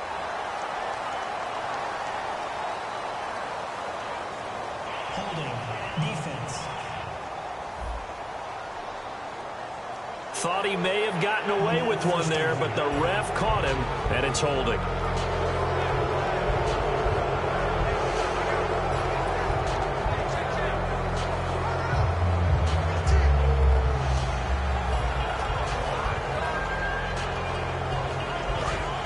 Looking to jam the receivers at the line here. Press coverage look defensively.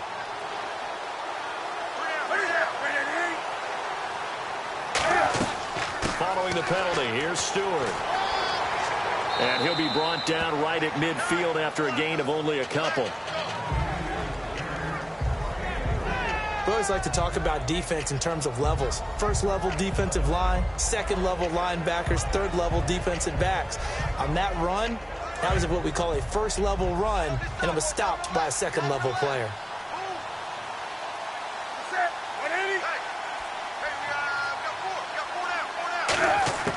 From the 50, Newton. Looking left sideline, incomplete.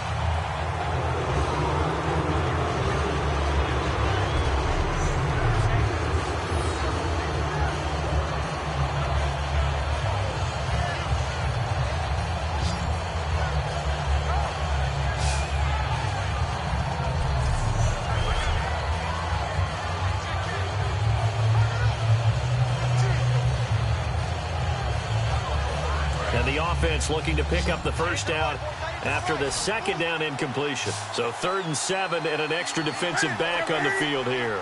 Definitely want to play coverage here. Throwing on 3rd down, Newton. He's got time in the pocket, and he couldn't hang on to it through the contact. Incomplete. That was a classic example of trying to run with the ball without securing the catch. He was thinking about those rack yards instead of making the catch first and then taking off. Here's the Panthers punter now. He'll boot it away from about his 35.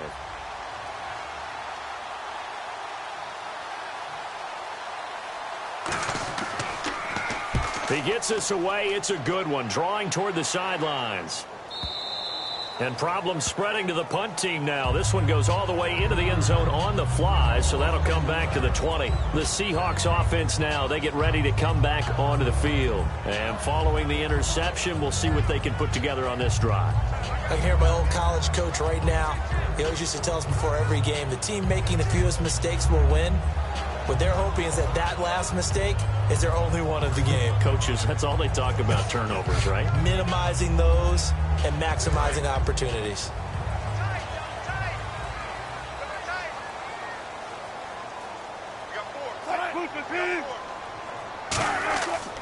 Wilson going to give to Walls. And for one of the first times tonight, he's going to be held up at the line of scrimmage. It's a loss of a yard there, and now second down. The fourth quarter here, they've got the lead. They want to keep it on the ground. That's what they're doing. Smart football. Keep the clock grinding. Keep it going. But you got to figure now, they're going to see more people stacked up at the line of scrimmage as they try and bleed it out. So now 11 yards to go for this offensive unit. It's second down. 4 down. 34, eyes on 34. They come out here in the eye. Now Wilson, and he is out of bounds, getting it across the 30-yard line. Give him 12 yards on that one. It earns him a fresh set of downs. He's played a great game. It continues right there, even with this lead, confident to throw the pass and have the reception made. There's no doubt who the leader of their team is there? There's no doubt who they want to ride all the way to the finish, because strategy would tell you run the football, run the clock down. Instead, they're letting him throw it because they feel that confident in what he's getting done. Hey, 116, boy.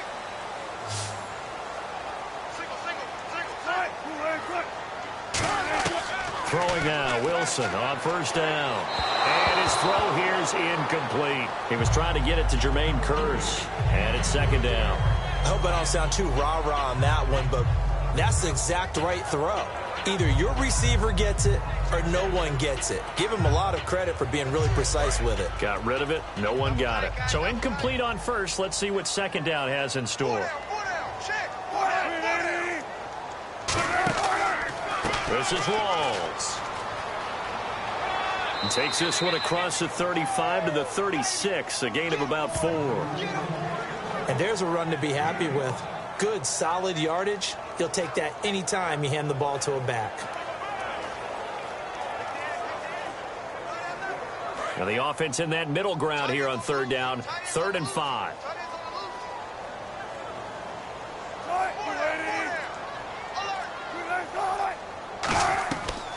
Wilson gives to Procise on the delay. And he will have first down yardage as he's brought down at the 41. On third down, that's a good job of situational football and understanding where the first down marker was and getting there.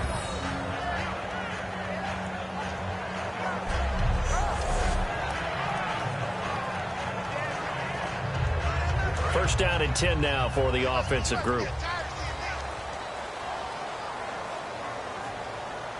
2 receivers left, 1 to the right. Now it's Wilson. It's caught on the left side by Baldwin.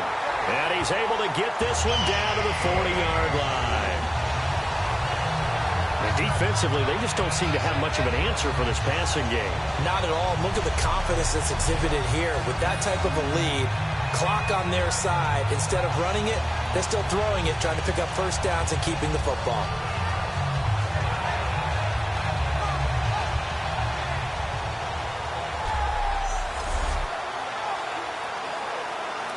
So the offense has it 1st and 10.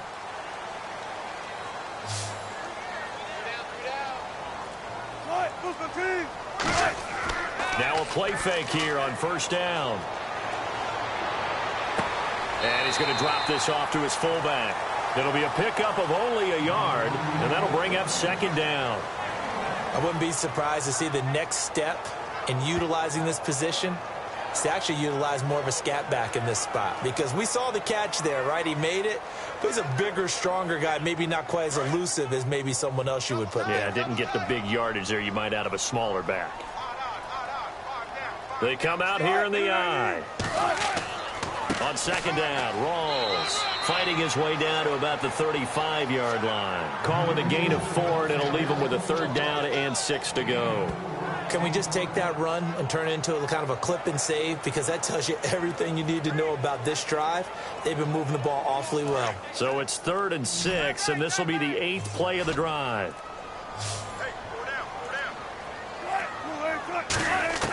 On 3rd down, Wilson. He's got time.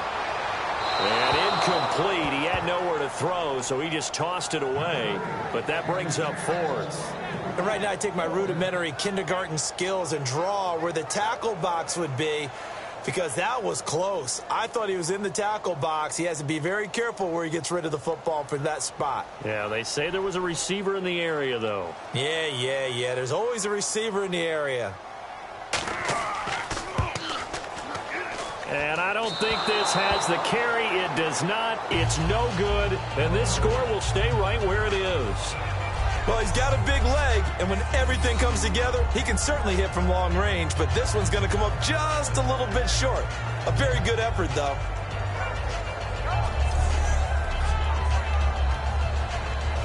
Carolina getting set to take the field. And down on the scoreboard, certainly needing to avoid what happened on the last drive, punting the football. Sense of urgency has to take over for them here. They know the score. They know the situation.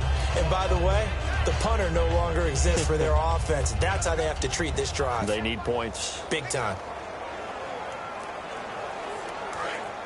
And on the outside, they're playing press coverage.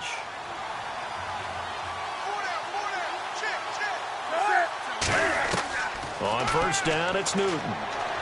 And his throw's going to be incomplete. They were looking to get it to Kelvin Benjamin there. And that'll bring up second down.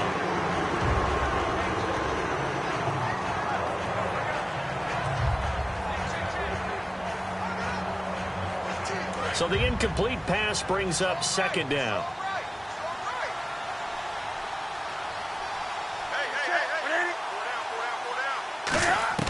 On 2nd and 10, Newton. And caught left side, Olsen. A gain of 32 that time. Now that play will end up on the highlights, and you'll see it all over the place. But what you won't see, the offensive line that bought the extra time, that allowed for the big completion downfield, those guys made that play possible.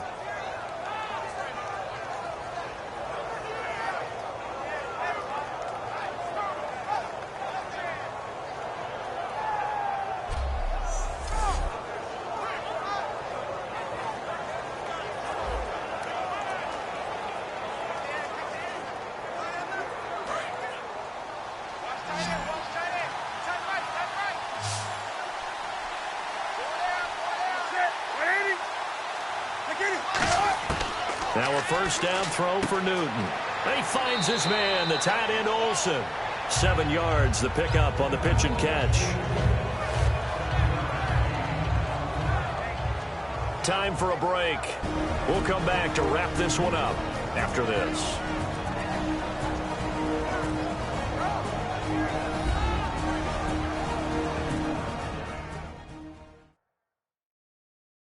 So it's Panther football as we welcome you back.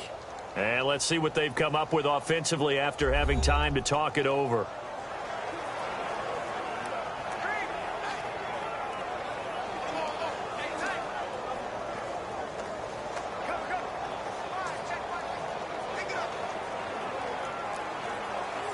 And the defense with their backs against the wall a little bit here as the offense is in the red zone.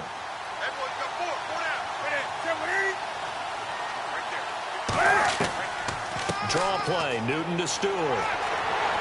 And he's brought down just outside of the 10 at the 11. 9 yards on the pickup there, and it keeps the drive alive.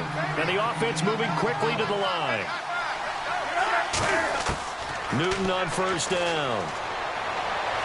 And he just throws this one away. Smart decision here this close to the end zone, and it brings up second down.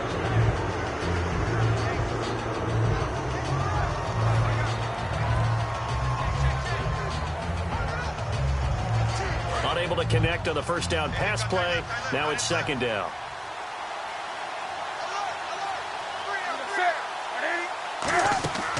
They'll run it now out of the gun. Stays on his feet. And they're going to get him down, but not before a pretty good run right there. 8 yards on the run there, and that leaves them with third and just a couple. And quickly they get to the line. Here's Newton.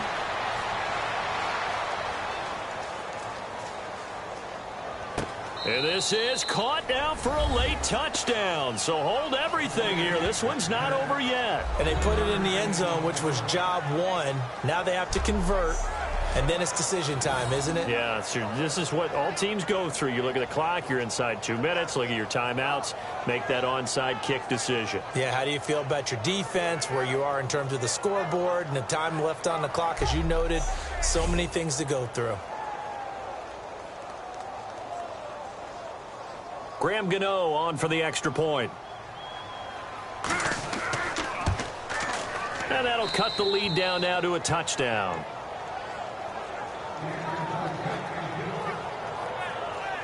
So that winds up a 7-play drive all told. And the end result, a Panthers touchdown.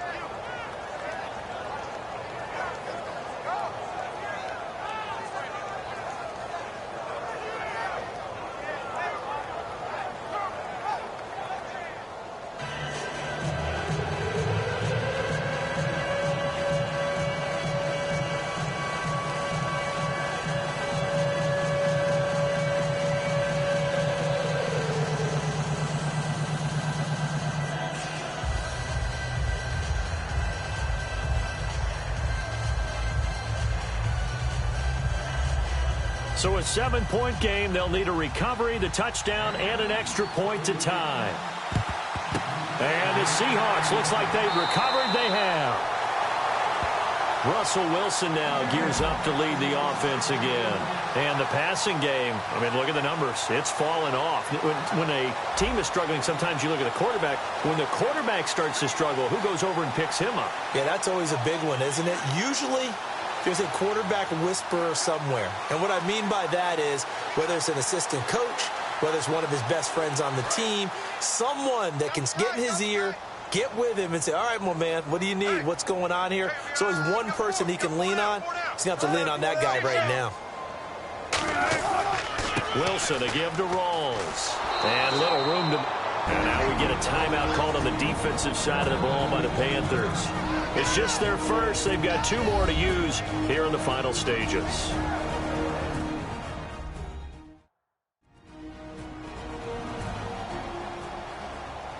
So the defense had a chance to catch their breath, and now they're back out and ready.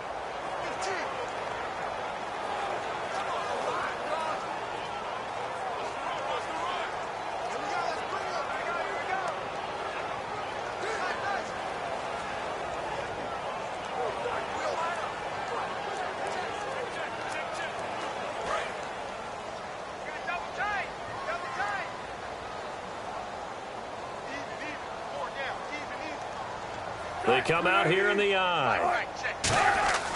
They stay on the ground. Rolls again. And the Panthers are going to take another timeout.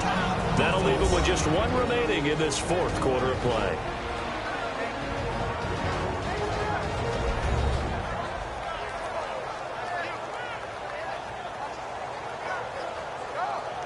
All right, so the timeout over and all 11 men back out onto the field for the defense.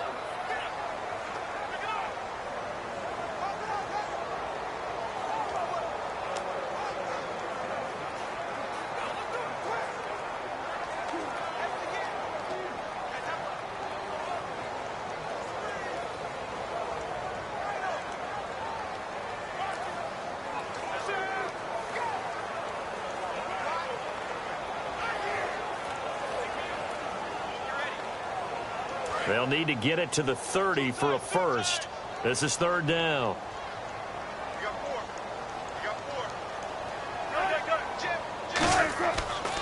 Wilson turns and gives to Procise. And he'll be brought down, losing yardage back at the 40. Now hang on here. Timeout called by the defense. It'll be their 3rd and final timeout, so as they talk things over, we'll step aside. And now following that timeout, the defense back out onto the field.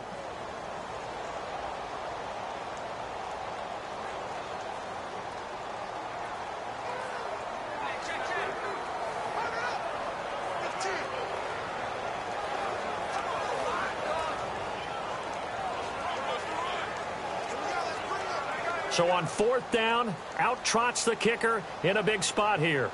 This to make it a 2-score game.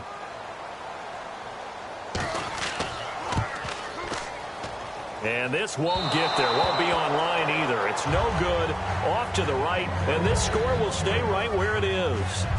So the folks on hand here growing a little restless with their kicking game. That's now 2 misses so far. And in a tight game, 4th quarter, the fans aren't the only ones getting restless, Brandon. There were a few looks of disbelief on that sideline as well. Carolina getting set to take the field. They're down here in a 1-score game, but the time, it's a factor, but it's not a huge factor right now, is it? It's really not, because this amount of time gives them a chance to run their offense, to go through play sequences. And this is what they work on every week in practice, usually on a Friday. They go over this type of a situation, late game situation. What are we going to do when we have the opportunity? They've called these plays a bunch of times. Now's their chance to execute them. Yeah, they have the opportunity now. Here's the execution. Back to throw. And it's hauled in by Ed Dixon. And he takes this one down all the way near the 30. They'll get 23 yards there. And it'll be a Carolina first. And now it looks like they're going to be in the hurry-up.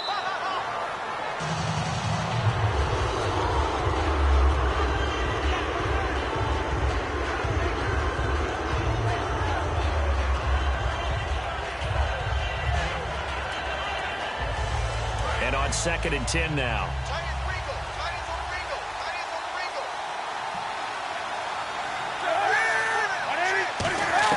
They'll look to throw. And he can't get a throw away. He's taken down. A well-designed corner blitz that gets him for a loss of 8 yards. Looking to speed things up here, going with some tempo. He'll look to throw. And Gibbs got it. And he gets this one all the way down inside the 20-yard line.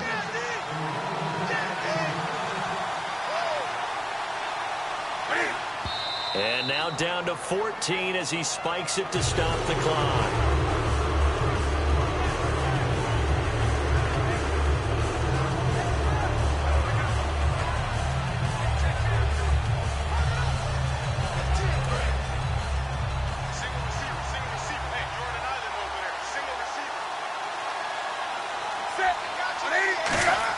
Back to throw. And eventually stopped just shy of the goal line right around the 2. A nice pickup of 14, and it moves the stick, sets up a 1st and goal. Well, Charles, exciting to the very end. That's what we just saw in this game. Final play there, had it in the red zone, but anytime you're outside of the 10, that's tough. Trying to draw up a final play to get in, and they couldn't do it. It certainly is. So what they were looking for was, extra time. Too bad it's not FIFA soccer, right, where you get a little bit of extra and you get a chance to run a couple more plays and maybe get closer and take that last shot into the end zone.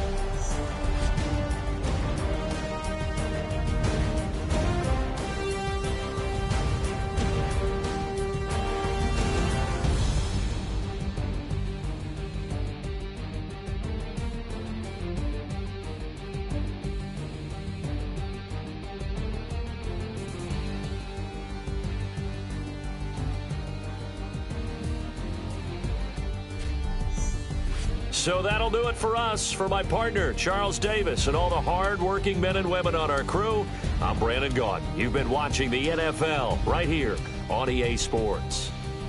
It's a win for the Seahawks here as we say so long from Seattle.